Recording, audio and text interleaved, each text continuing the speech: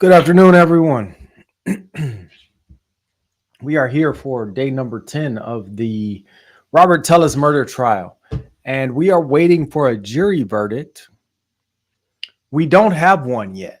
It's been quite some time now since the jury has retired to the jury room to deliberate and try to reach a verdict in this case.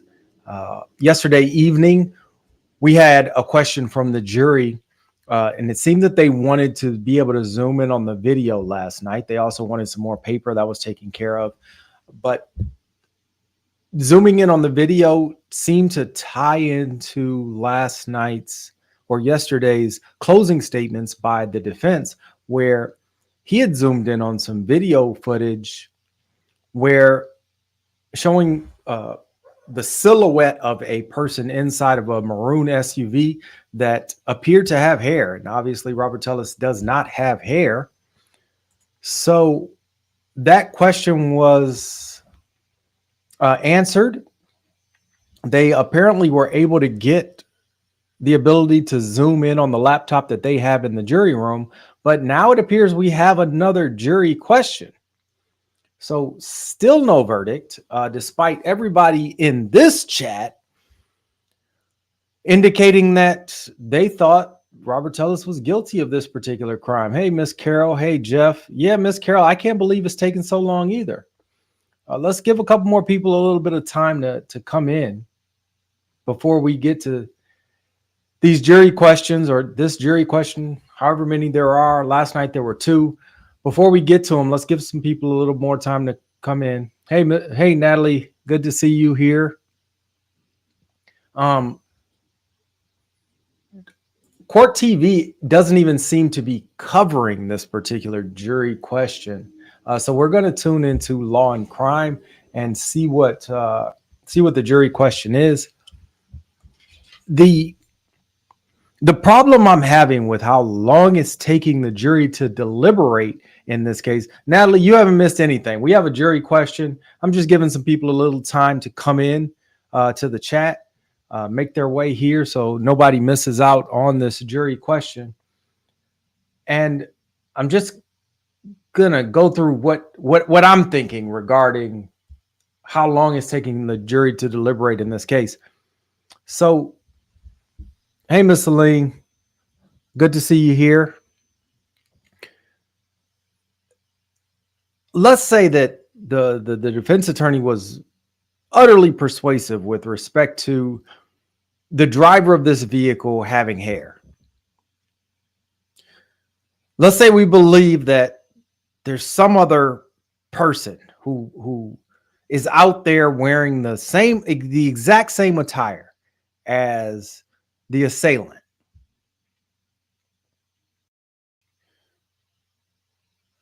In order to acquit Mr. Tellis, not only do you have to believe that, but you have to believe in the entire conspiracy. Because without the conspiracy, the evidence doesn't end up in his house. The evidence doesn't end up under Jeff Gehrman's fingernails.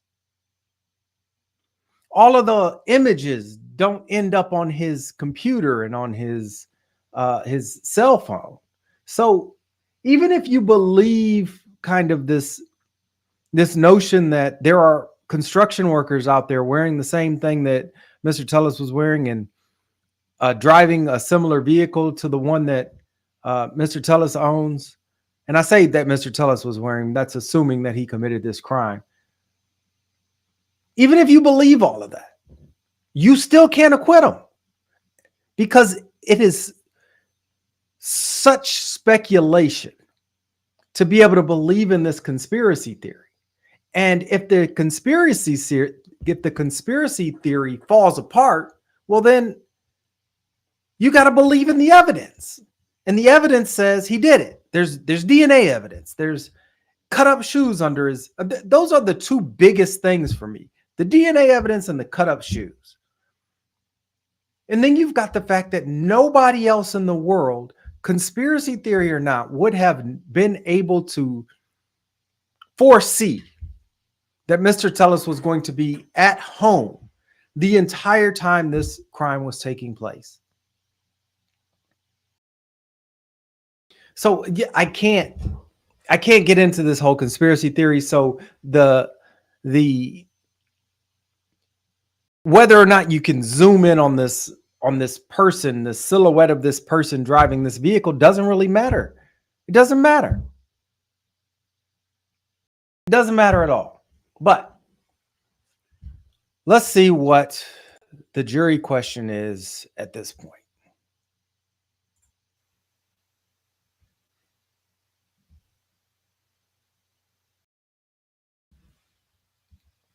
So the sound's going to kick in a second. I haven't listened to the jury questions. I kind of paused it as soon as I realized they were back live.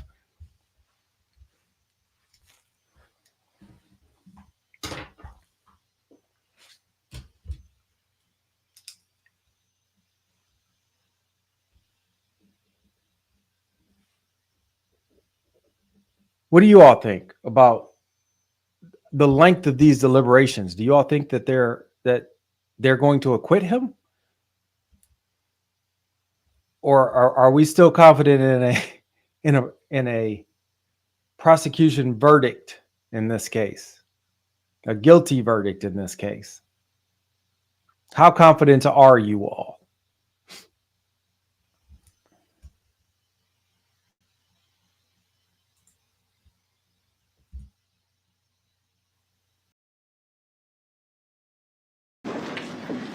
All right, here we go. That the hearing is taking place outside the presence of the jury panel. I have attorneys on both sides. Mr. Tellis is present.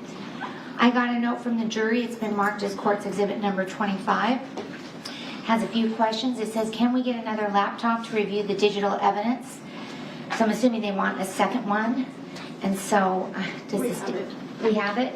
Okay, so I'm assuming there's no objection to the court having the court officer take back a second laptop. Okay. Then the next few questions are, the first one is, can we get the side-by-side walk comparison video from the closing statement? Obviously, the closing statement is not evidence. Then the next question is, could we get the exhibit number for the Jeff Gehrman news article videos about Mr. Tellis? I believe that's in evidence. It is in evidence.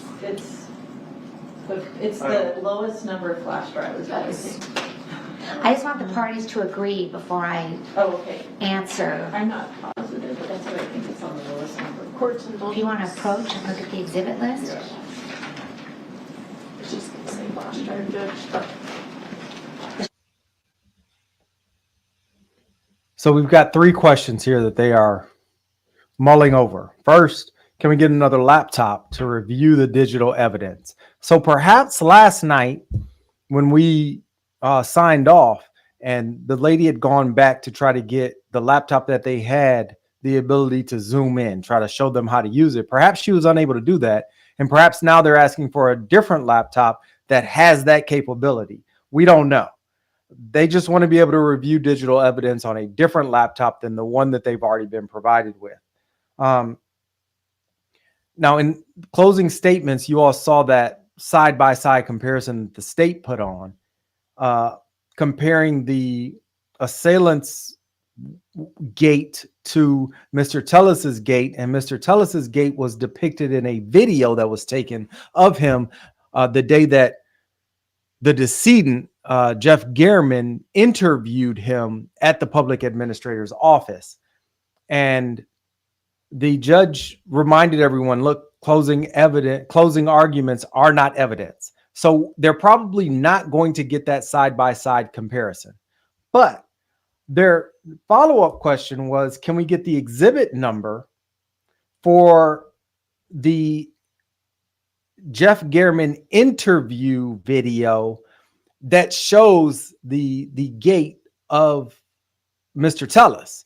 And you know, they already have video of the assailant walking from all of the surveillance video that Cliff Mogg was able to collect on behalf of the police department. So even if they can't get the side-by-side where they can view them both at the same time, they will be able to play the Gehrman interview video and then immediately after that play the suspect walking down Jeff Gehrman's street.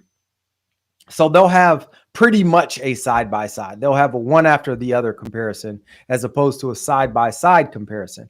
But this goes back to them trying to figure out, is this person walking down the street? Is this person driving this vehicle actually Robert Tellis? So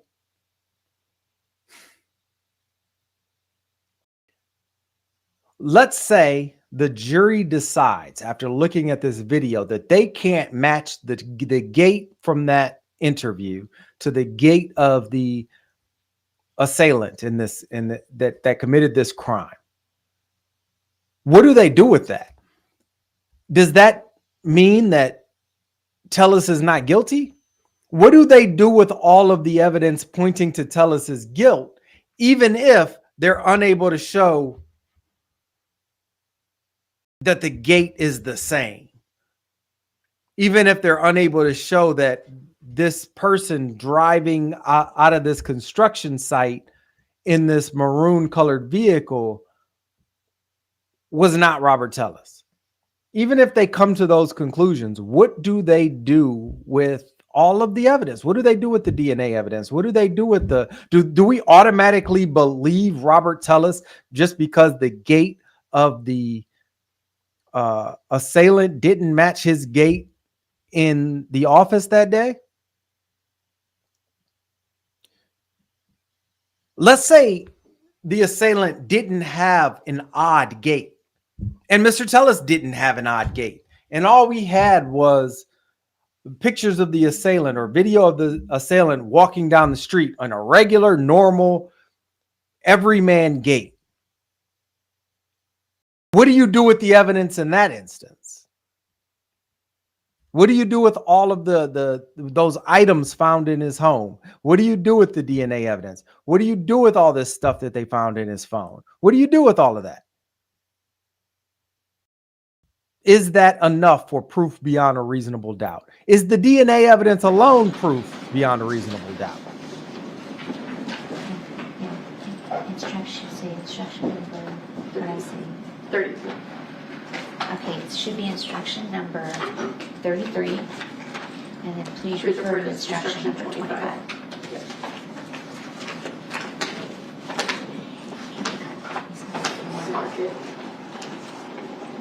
So they're reviewing what they're going over how to answer these jury questions. It sounds like. Okay, if you want to approach and see it, and this is what I'll have the court officer sign it.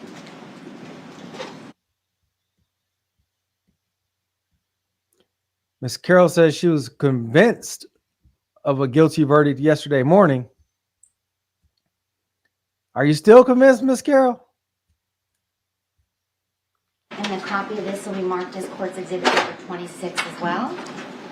And maybe stay close by. Can I take that exhibit to Judge? Thank Yes. Do we have the other one? Do you want to sign one of these that I'm going to work? Yeah. Do we have the other? That's Yep, the I'll laptop. carry that back. Looks like the judge has her Kool-Aid. Okay.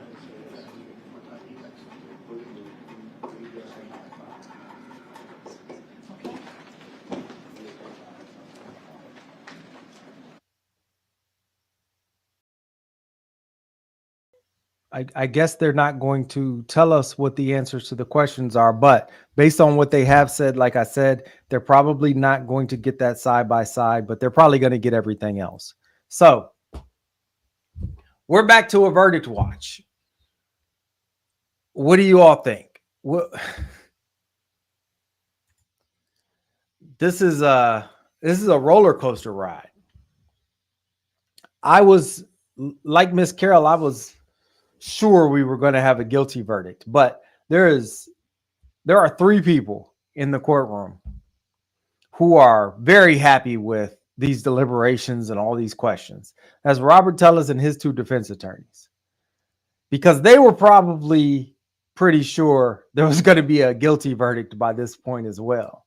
So the longer the jury takes, the more the happier they get with the possibility that Robert Tellis may go free.